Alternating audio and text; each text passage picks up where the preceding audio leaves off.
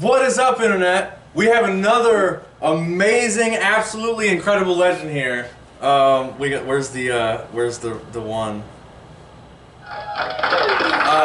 Heath Hooligan. Do you want to say your last name? Heath Hooligan. I just go by Heath Hooligan. Heath Hooligan. All right. Never use the last name for legal purposes. We have an absolute legend here. This is going to be a special one. So, I mean, I don't know about legend, but they're all humble, if you guys can tell over there on the internet. But so he's been in the scene forever, right? I did the math this morning when I was looking at your questions, and it looks like somewhere between 23 and 25 years. Jesus Christ. That's intense. That's awesome. That's one of the reasons why he's a legend. So we'll get right off. How many bands have you been in? I think I've been in 7. So I was okay. in Braindead. Gotcha. And then I remember them. The DUIs, which is the Drunk Uncles, with Nick Horrific from Braindead and his cousin Vinny. Oh. Vinny. So Vince Rose. Vinny from he was in Hellville Strangers. Yeah, and Boot Jack. Oh no crap! Yeah. We need to interview him, man. He's like legend. He's reclusive. I haven't seen the guy in years, but he was raising a family. Yeah, that'll do it. And I was in Cause for Concern. Yes. I helped start the Toxics. And I was On the Attack. Really? I didn't know that. I wrote most of their songs, and then I quit the band. What? Yeah. They were training me to be one of the guitarists. So Craig and I just didn't get along. Oh really? Yeah, clashing personalities. Yeah, it happens. I mean, if you've hung out with the guy for 5 minutes, you know. Yeah. I did On the Attack, which was kind of a hybrid between South Bend and Chicago. Yeah, On the Attack was awesome. Is that Chris Morgan? Yeah, that was Chris Morgan. Nice. Shout out to Chris Morgan, dude. He's also a legend. You redheaded fuck. And then the last band I was in was Nothing Left Inside, and that was like a hardcore band with Jeff the Chef. Oh, you were in that? Yeah, I sang for that project. It only lasted, it was less than a year. But that was my last band before I stopped playing music. Whoa, I totally forgot about those. They have a sticker at the Niles skate park. Yeah. It's like right in the middle of all the rules. That's awesome. Yeah, it's a perfect spot for it. And then now I'm in the Foleys. 10 years, Nice. Almost 10 years later. Back. Okay, so you're allowed to give out your identity? Yeah. Yeah. There's only one person in the band with a secret identity, and okay. Yeah, we won't. We don't mention anybody by name, but he's a professor, and he's a pain in the ass. Nice. So, yeah, we'd love to interview the Foleys. We're gonna do like a group interview in the future. Oh yeah, that'd be hilarious. Definitely love it. So the Foleys are absolutely epic. I don't know if you guys have seen them around at some shows. They just came out. What was your guys' first show? It was recent. Our first show was actually January 2022. I said that all weird. January 2022. Really? At the Muse in Fort Wayne was our very first show. Oh, dang, that's okay. So we've been. The band is almost 2 years old. Nice. We took some time off because we had a lineup change. Oh, that's right. We got ghosted by a drummer, which is pretty typical around here. Yeah, he's not even worth mentioning.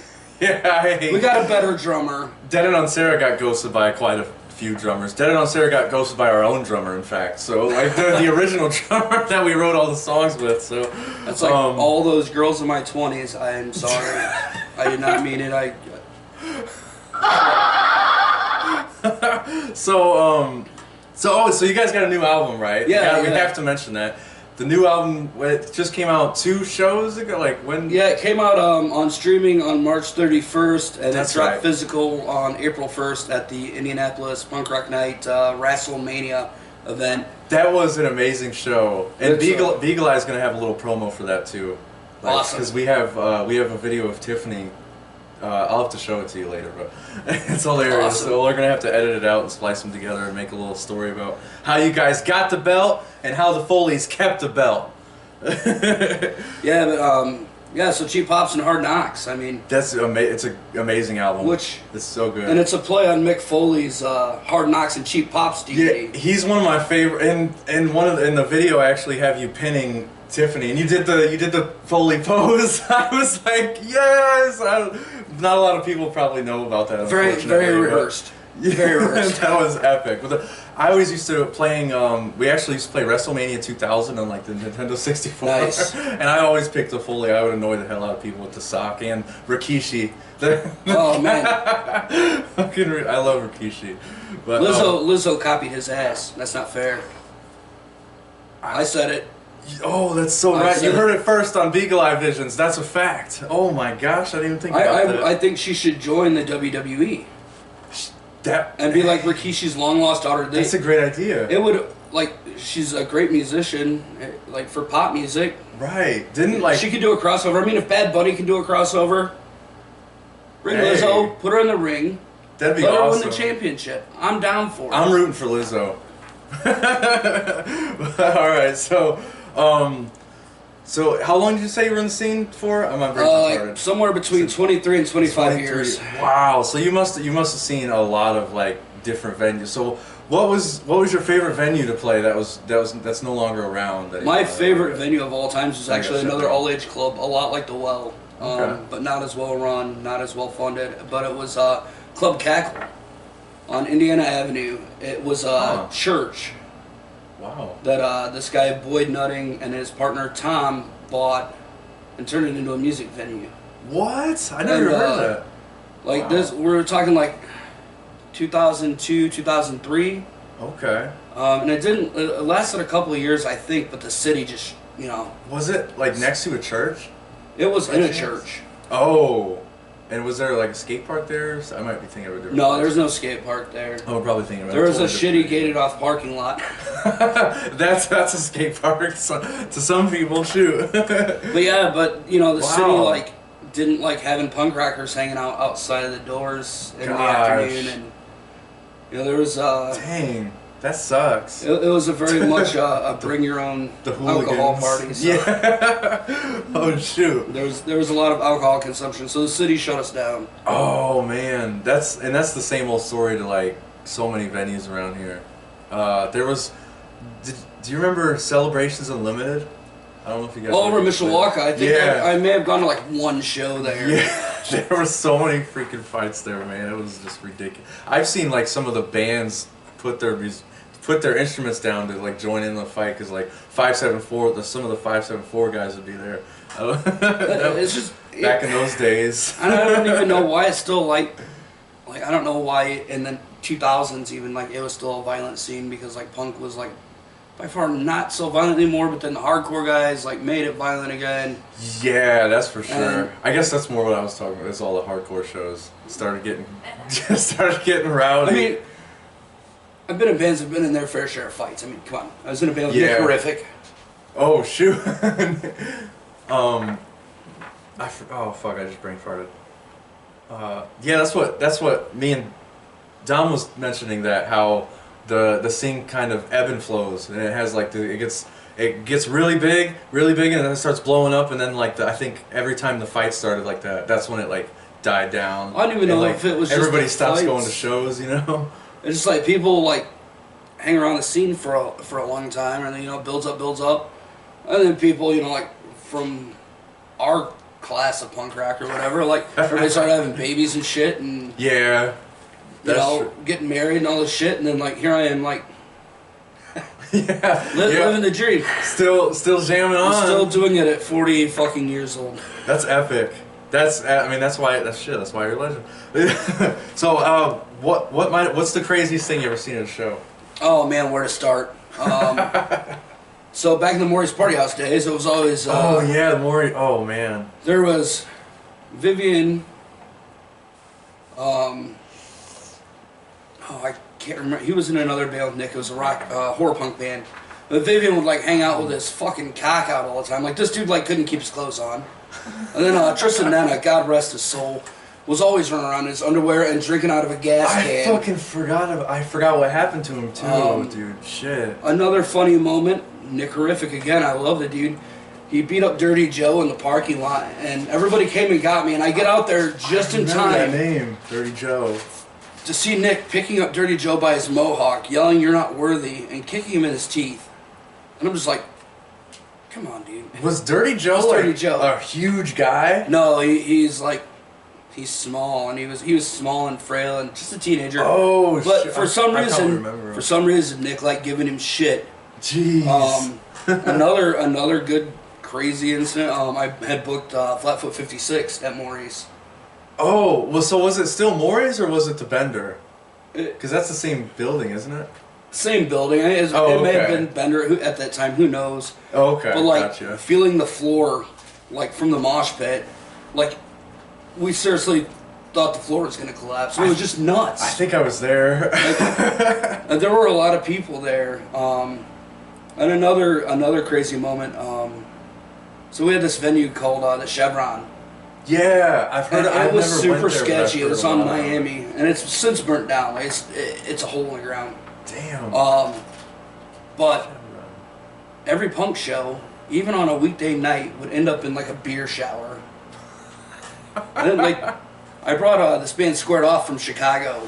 Oh, Squared Off. Their first show ever in South Bend, and the venue owner didn't pay her fucking electricity bill. So for like 2 hours before the show, me and Bo, the drummer of Braindead and Cause for Concern, we drove around town looking for generators. We ended up getting 2 generators. So we ran an entire bar and the show on 2 generators. Shitting me? Yeah, it was like a Squared Off Boots and Bracelets. I think it was Braindead at the time. Had to have been. Nice. And I think one other local band. But yeah, it was like Squared Off's first show, and Holy it almost cow. didn't happen. Damn, I'm sorry, Squared Off. Holy cow. Well, I'm glad it did. The show must go on, right? This damn punk those rockers. guys are always so fun to party with. Yeah. I can't tell you how many nights they stayed with us, or we stayed, out in Chicago hanging out with them. And That's right. You had a lot of. So you had a one house in Mishawaka. You had a lot of people staying there. yeah, when I lived at 3rd Street, with Travis Miller and Travis Miller lived there. yeah, that was his house. Oh, to dude, I begin would with. love to. That was interview him, that was when we were man. in Cause for Concern. He lives somewhere in the He's gone. in the real Midwest. Yeah, now. he's in like I thought he was. He's in all like Minnesota or foraging something and now. shit for like dinosaurs or something. But Holy cow! no, What's up? no, he lives out in the middle of like bumfuck nowhere, and Yeah, I haven't talked to him in years, man. yeah, we talk to him But- every now and then. We'll have like, excuse me, like pleasantries on Facebook or whatever. But he's doing good. But yeah. So we had that house, and it was like. Did was just a crazy What were some of party. the bands? Did Dropkick stay there? Or no, you had Rick Barton. Did he stay there? No, Rick Barton slept on my couch at my house. Oh, okay. So you Yeah. still had like the dude, the Yeah. OG Dropkick Murphy, right? Yeah. So like, Rick Barton actually stayed like 2 days at my house That's awesome. because I forget the name of his band, but they played here. Continental. The Continental. Yeah, they played at the Wander Inn, Stumble Out. So they had a day off and they weren't ready to leave yet. So like Rick Barton and his band like crashed at my house for 2 days. What? And it was Rick Barton and his son. Right? Yeah. Yeah. That's okay. So and that his was like son a there cool too? experience. Yeah. That's Like awesome. the whole band what? was there, and I was chatting him up after that show. Like I was talking to him that's for like like an you hour. wake up and you come out and it's like noon and Rick Barton's still like doing fucking push-ups in your living room. Damn, dude. Dude, he's I one get of, it. Like he's one of the legends, man. Shoot, I wish I could interview him. But you're old, you're still a lady killer. You're doing push-ups in my living room. I just want to get coffee.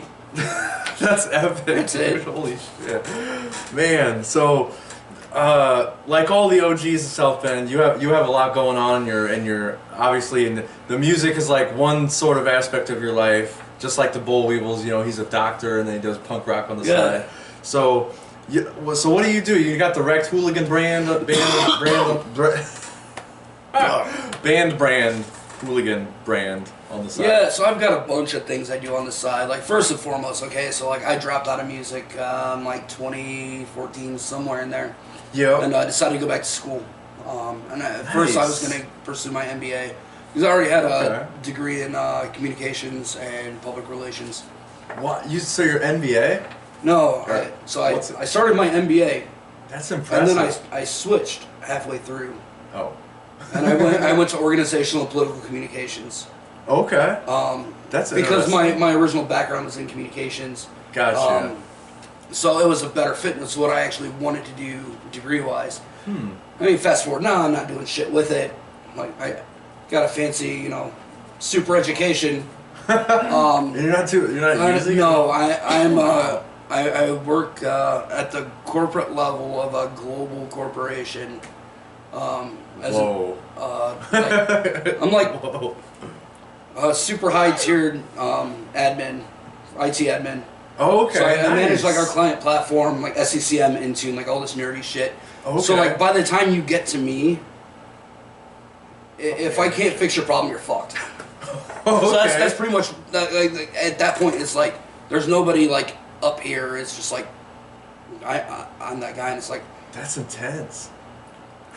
so like yeah. Holy cow. Which and I started that just by I worked at I was running numbers at the YWCA in South Bend, which is a domestic violence and chemical addiction center. That's how I heard that name before. Yeah. Damn. Excuse me. So I was working there, and they asked me to be their IT guy because they found out that I knew how to work with computers or whatever. That's cool. And from there, that like turned into like this almost 10-year career in IT where I've like rapidly advanced, and I was just like, Well, that's good. this is what I do now, and they send me all over the world. So I got into like Nice. travel photography and urban landscape photography. Hey, photography. So Eagle Eye. you can see some of that at HeathHooliganPhotography.com. Oh, that's right. A couple of years dude. ago, I checked that out. Actually, I checked Yeah. out your photography. So There's that's some photography good stuff. page. There's good stuff on there. Yeah. And what was the plug? The website plug? The website is recthooligan.com and recthooliganshop.com. We're kind of like Check at a it out. crossroads. So the whole story behind that is before I left the scene, I was running Rect Hooligan, which was a recording studio, and it was my independent record label. Like I wanted to put out music for my friends. Unfortunately, That's right. we did a comp. I think the Cause for Concern album. Yeah, you did. The logo's on there. Yeah. The logo's on the CD. We were gonna do Randy and the Finks, but they broke up or something happened. I forgot about those guys. And then I got divorced and lost, like all my shit. Yeah. So it fell apart. Oh, so So a couple years ago, when I decided to get back into music, I was like, well, I should start this back up again in conjunction with all of this. Absolutely. But the idea was to sell apparel, to Okay. fund the albums. Unfortunately, Nice. nobody buys T-shirts, whatever. It really? It sucks. Yeah, I mean, I've had maybe 5 sales in 2 years. It's kind of terrible. What's wrong with you, internet? But thanks for the tax write-offs. Holy cow! But so I'm still doing it. Like I'm not a great artist, so I do a lot of like Just some random shit, random designs, and like I've managed the to logos are brand cool, and dude. logo everything. Like I've built all Yeah. of that. That's good stuff. But yeah, so the whole goal still behind it is to try to get enough people to buy merchandise that I can put out another comp where I don't have to ask the bands to like contribute. Oh, right. What was that comp called? No Coast? I did No Coast, No Problem. That's right. Dude, check out that comp. The Orphan Donors, Randy and the Finks are on there. Is it squared off on there? I don't remember. Oh. I'd have to. It's been so long since I've looked at it or listened to it, but There's a lot of amazing old school bands on there. Check it out. and you can find that on Spotify still and Apple Music. It's on Spotify too? It is. Oh, It I know it's on Bandcamp. and too. it's on Bandcamp. Yeah. Everything I put out, and there's a lot of albums on there that maybe weren't necessarily Rect Hooligan, but were part of the projects I've been in. So you can hear all the bands like we've referenced on our recthooligan.bandcamp.com. Head there and you can hear there's a everything. lot. There's like 10 albums or something like that that expand my entire music career. Everything from like the Nice. skinhead oi days to like the street punk and now Hell yeah. the pop punk shit we're doing with Foley's. And it's all excellent. Okay. Thank you. Well, going into music, so I'm excited because you're the first guitar player I've got to interview. Oh, nice. Does Dom play guitar? I don't think he Dom plays guitar, but he doesn't play guitar. Yeah. He's more of a bass and drums guy, and Oh, I didn't know that. Wow. yeah, I mean, I wish I could get that guy to sing for me. Oh shit, that's funny right there. So as a guitar player, I'm curious to what type of equipment do you use? What's your favorite amp / sound that you get Oh out? man, so before I left the scene, like before I dropped out of playing music and everything, Okay. and it's still my favorite sound and guitar amp and guitar combo. I had a Marshall JCM 900, I've heard a lot about 1960 those. A slant cab, and I had a Gibson SG. Nice. Running no pedals, just onboard distortion. You know, like That's just high sick. gain. Had all That's the I love that settings sound dialed in. too. It's really like it's a. Like you have guys that like oh, it's so good. you have guys that like want to use a lot of pedals. I don't give a fuck about pedals. Right. I want to get my sound from the amp, and I think that's just for me. That's just the way it was meant to be. I'm very simplistic in that way. I like that. I think that's how it should be too. I never get impressed when I see like somebody's pedal board. I'm like I'm not gonna lie, like it looks cool. Like I'm impressed. Yeah, absolutely. It looks. I cool. just don't have the coordination and or the memory capacity to be like, oh fuck, on this song at this point, like 1 minute and 26 seconds, I need to click this button. I'm not gonna remember all that shit. I barely remember like what I did the night before. I can relate to that. But I just, It's a bad punk memory. thing. Yeah. It's a punk rocker thing. But right now I'm using an orange CR120C. That's right. Yeah. How do you like that? I love that. I was thing. curious about the oranges. I love that thing. And initially I had and I still have it, a Fender Player Stratocaster, which is a limited edition series. Nice. And it sounded good. Like I enjoyed the sound. Okay. You got that traditional Fender sound, high gain amp. That's good stuff. Throw on a little reverb on the built-in reverb, a little plate reverb, and it sounded good. But then I was like, I want another SG. So I actually have an SG. I just got back recently. So I went out and I got the Epiphone 1964 SG, which is their like Epiphone's custom shop. Oh, okay. It's in conjunction with Gibson Custom Shops. They built this guitar to like the 1964 specs, and the first time I played that guitar on that amp, I was like, this is the sound. Man. This is the sound. This is exactly what I want. That sounds awesome. And I fucked around a little bit with the Black Star Department 10 distortion pedal. Okay. Which is a cool, that. Not a big pedal guy. Yeah. No, I do use that in the recording studio environment though, like direct in. It's a tube. Oh, okay. It's like having a small tube amp that you can plug directly into any board without the tube. Without having to have it. No, it has a tube in it. Like it's an awesome pedal. And it can be used without an amp. Like you just plug it into the soundboard and go. If you needed to. That's interesting. What was it called? It's the Black Star Department 10. Okay. I need to see. I'm just learning more about all this stuff. Yeah, so they have the distortion and the overdrive pedal. I have the distortion version, and you can see the tube sticking out of it. Like it has the tube. That's so cool. Protected by a metal. I love that look. Metal arch, and it's really cool. I'm just not a pedal guy. Again, like. Yeah, I don't. It just doesn't do it for me. Like Jordan. From the Foleys. He's probably one of the most talented guitarists I've played with, and he's got all these pedals. I'm just like, dude, he has a lot on your board. Does he bring them to the show? Yeah, look at it. Really? He's got a board, and wow. it's got a lot of stuff on it, and he's a far superior guitarist. Like, knows what he's doing, and his setup is immaculate, and it's just like. I'm just a simple guy in the band. I'm just like, all right, I just want to plug and play. That's how I feel. And then I'm done. Plus, and I feel like it takes away from like the energy you gotta like, because you go out in the crowd a lot when you play, so it takes away from the energy. Like, oh, I gotta go back to my pedal. Like, I gotta be tied down type of. And that's the thing, like with the Foleys, like, I have my on-stage persona and my off-stage who I really am, and that's the beauty of it. Yeah. So like, you gotta separate Foleys, that too. That's like. I get to be an asshole. I get to like cut wrestling promos, talk shit, get in the crowd, rile people up, and I love it. It's fun. And then after the set, I'm just like, I can withdraw back into this introverted, like, I hate everybody, like, just leave me the fuck alone kind of person. Like that I can relate to mean old curmudgeon. Like, I'm a 40-year-old fucking curmudgeon. I just don't give a shit. But when I'm on stage with the Foleys, I mean, it's fun. Like, we sit down here in the well and heck yeah, get out in the crowd. Man, we're at the well right now. Get people excited. Yes. And if you live in the South Bend area, come to the well and help them out. Yes. They need $40K for a roof, and it's awesome. Absolutely. The stuff they do here. So you can buy coffee, leave a tip, and it all goes to help their building. Yeah, all you gotta do is come by a couple cups of coffee more often than, you know, on your way to work. Just slide by here. They have to-go cups and stuff, cheap coffee. This is the best coffee I've ever had in my entire life. It's so good. But anyways, oh no, we're gonna keep going.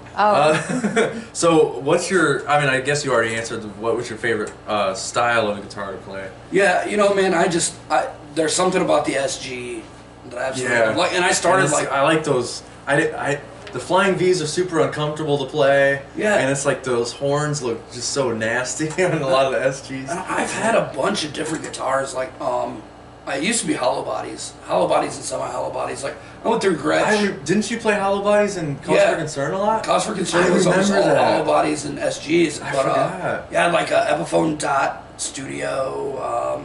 Okay. I had a Gretsch at one point in On the Attack. At one point in Braindead, I had an Ibanez Art Core. Nice. How does Ibanez? How would you like? I actually liked that guitar a lot until it got stolen. Well, for some reason I don't know why I always look at Ibanez as like cheap. I did too, but like, you know, we're talking like back in the Braindead days. So I mean, I was a lot less fortunate than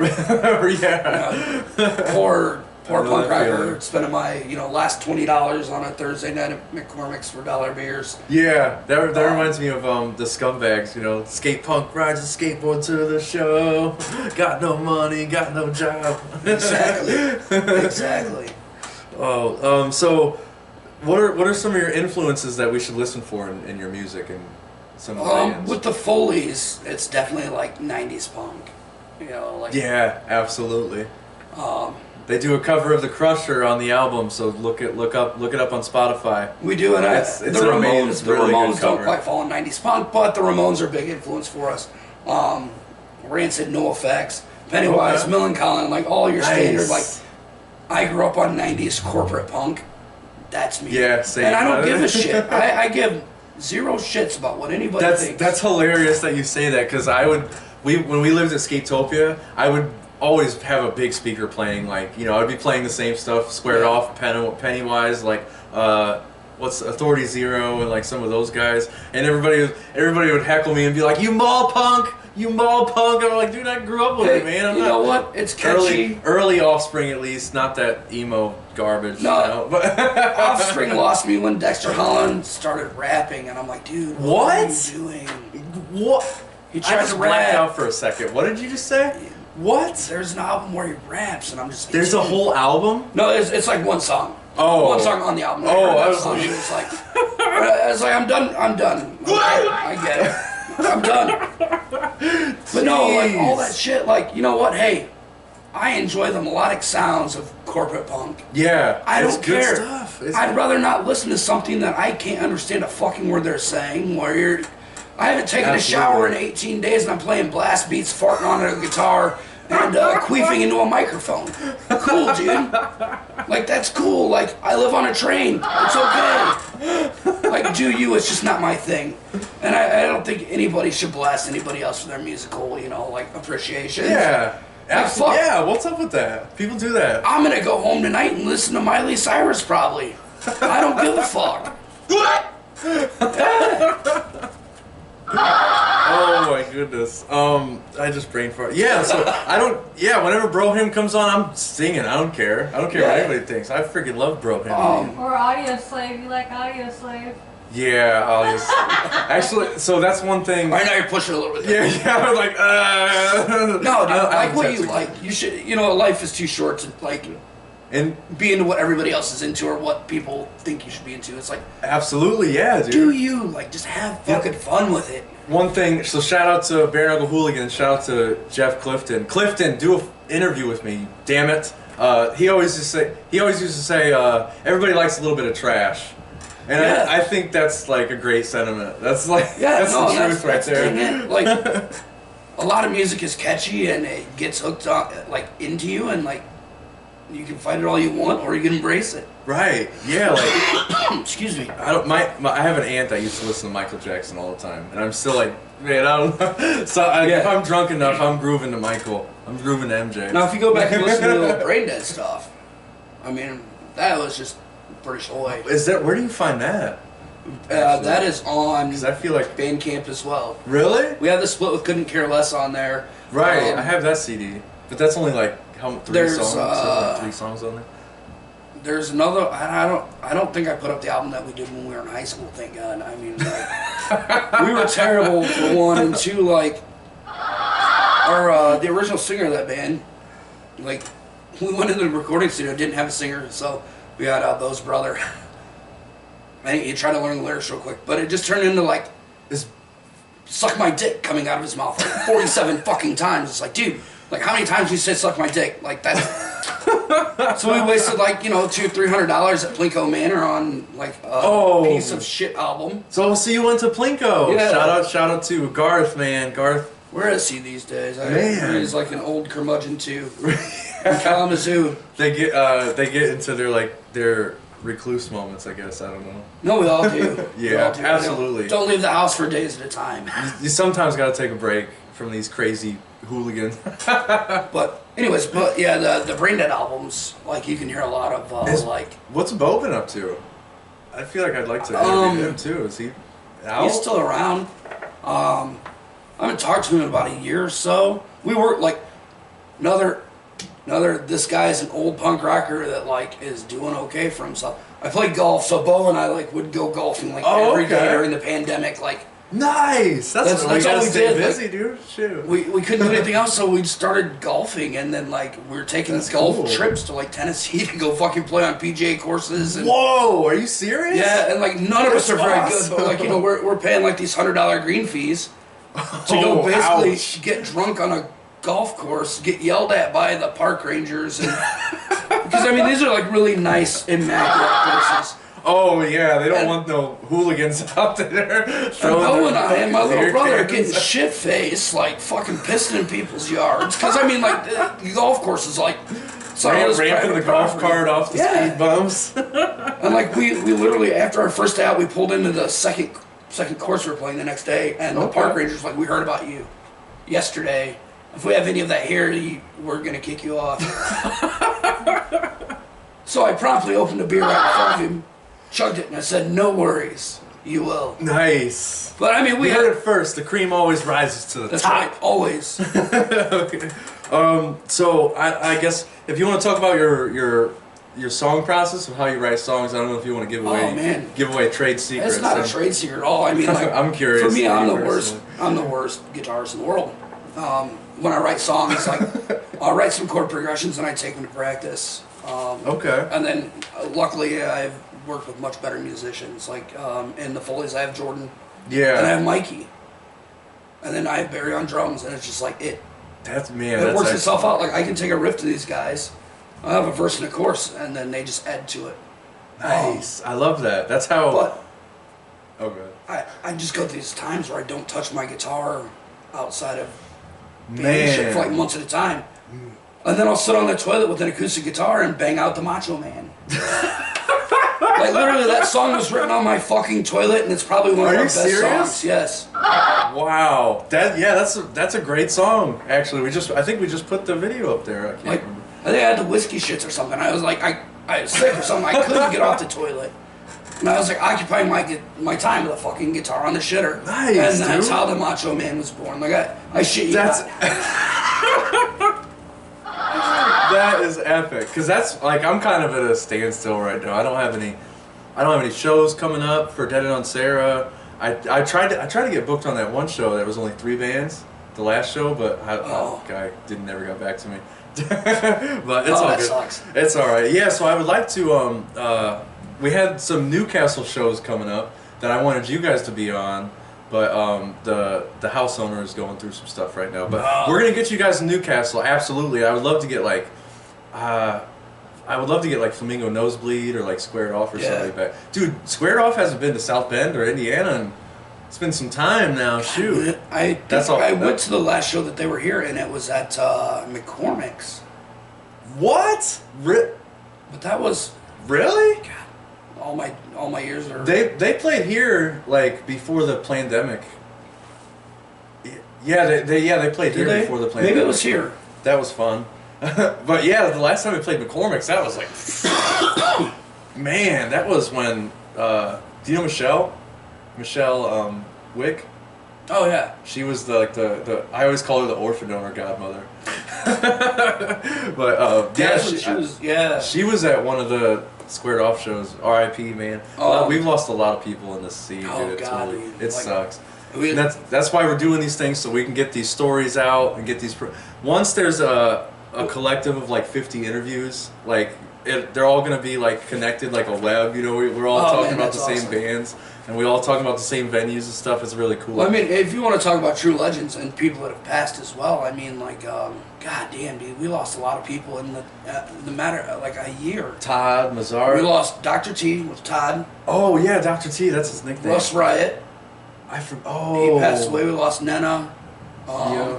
Nena. He went to, we all went to a Squared Off show with Nena, and we, Clifton drove us to Indy, to the Emerson Theater, and it was like, there were so many people from South Bend there. It was like a South Bend show. South Bend loves Squared Off. It was awesome. But like, I mean, the people that have passed, like, they built this scene in the late 80s, early 90s. Yeah. And those are the real legends, and it's unfortunate that those guys aren't with us anymore because, I mean, like, what they did. And they're absolute, like the characters. Akatas, like, have one of my all-time favorite fucking albums. Like, it was so good. Like, it's just that, like, in-your-face skate punk, and it's, like, great. I forgot about that album. That was good. And Jeff Perry's still around. I got chills. Oh, Jeff Perry! Oh, I forgot. Negative Nancy, dude. No. No, is that a different one? That's Jared. Oh, yeah, you're right. Who's Jeff Perry? Jeff Perry, he was the singer of the 60 Second Quickies. Oh, I heard about them. They're like the South Bend OG ska band. Really? Yeah. Oh. But Jeff was also the singer of the Akatas, and I think a couple other bands. And he's another OG from like that late 80s, early 90s. Are you sure? Yeah. Man, I'm brain farting. I don't You're thinking Jared though from Negative Nancy. I know what you're thinking. Oh, okay. And that's another like charismatic fucking. Yeah, and they're all characters too. They're not yeah. I mean, I don't want to knock on the shows nowadays, but like, you used to go to shows back in the days, and there were all these characters like jumping around, and they would all like greet you like you were coming into Cheers. Yeah, no, the shows back in the day were different. Yeah, it is a lot different. They're soft now. Hey, you said it first. Thank you. It's because we're old. No, we're old. We're playing in like we play at the Well, and it's a very family-friendly venue, and I love it. Well, even like outside of the Well, I'm talking like people are afraid to mosh. You know, like it's hard to get people to dance. You know, it's because the people that are going. The people that are going to shows, they're like my age. We're all old. Oh, there's some young kids going to shows. Like, we don't have that good Medicaid and shit or whatever, Medicare or whatever. Like right now, so like we break a hip. Like goddamn, we got to pay for it. Yeah, and we're too old for that. There's shit. $2,000 down the drain. But like the shows used to like you go to a punk show and it was like wild. Like I'm going outside of South Bend now, but even to talk about like the Fireside Bowl days, you know, and like those some of those old school venues and Maury's Playhouse. I remember the floor like almost giving out at some of the shows. The only other place I ever felt that happen was Nothing Left Inside played with DRI at Smith's. What? And the show was upstairs. Oh, yeah, that's right. And the pit during DRI was so fucking insane that that was another floor. We were just like, that shit's not gonna hold very much longer. I don't like talking about that show because I was 5 minutes away from Smith's and like I just don't think I didn't have the money. Like I didn't have the money to go. I had no job, a skate punk kid. But that's another venue that we lost, dude. Smith's burnt down. It's like, that's crazy. Well, first the city shut it down and then it burned down. Oh, there were a lot of fights. Yeah, that was awesome. I love that. Actually, I think we met back up at Smith's. Yeah, we did. Yeah. That upstairs was awesome. That upstairs room was the shit. Like. Yeah, and there was like Bam came here. You remember? Yeah, I was at that show. That was another show. The floor was like. It was like Bam Margera and CKY. Yeah. When he was doing the Bam Margera shit. That's right. He was a total douche, though. Not shout out. He was a douche. He came in his hood and like went straight to the. That wasn't too much longer after Ryan Dunn died, though. So I kind of Oh get it. yeah. And they had a lot of rules around that. Like you couldn't ask him about Ryan Dunn, or you couldn't even like apologize I forgot or about anything that. like to when you for the people. You that couldn't fought there. apologize? Yeah, like That's you could weird. not bring up Ryan Dunn at all. That would suck, though. But That's how we are about like some Bam was OGs we lost around here. Bam was a total douche at the show, but the rest of Bam were cool as fuck. Oh, they killed it. It Yeah. was an amazing show, especially like when all my friends are dead. Like me and you Yeah. both relate to that song. That's All my friends my are dead. I was favorite like, yes! I was like fucking raging in there. But anyways, this is a long one, dude. Thanks, that's bro. fun. Thanks for having me. You're an absolute Appreciate legend. it. Watch out for his music. Give the well your money because we are at the well right now and they keep giving us a space to do interviews. So give the well your money. And I guess that's it. Peace out, Internet. Keep an eye on Beagle Eye Visions. They're doing good shit.